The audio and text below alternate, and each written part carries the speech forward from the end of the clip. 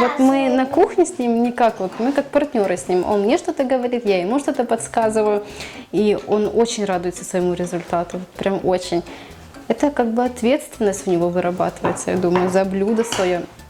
Он даже расстраивается, когда что-то сломалось, какая-то лепешка развалилась. Поэтому он понимает, что нужно для результата постараться.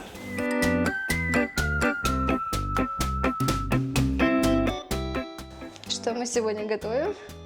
Красные вафли. Ну что, начнем? Да.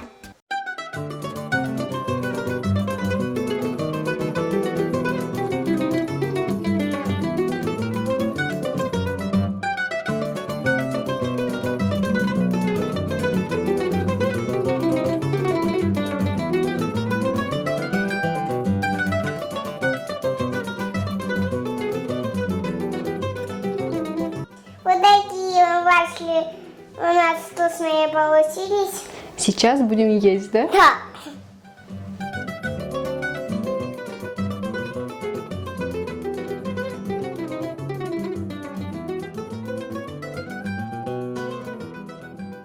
Если ребенок наотрез отказывается есть, например, кабачки, вот, например, Эмиль не будет есть вот эти кусочками запеченные кабачки.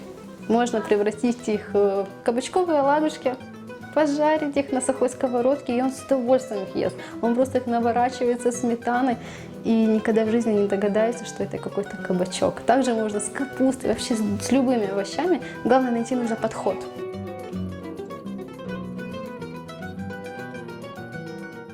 У меня был такой плотный график с блогом, надо было снимать рецепты, готовить, и ему вообще внимания не доставалось. Поэтому мы начали совмещать, он начал готовить со мной. Один раз попробовал, но второй раз он уже сам попросил, третий раз, и мы как-то так пошло-поехало, и это понравилось и людям, и мне понравилось.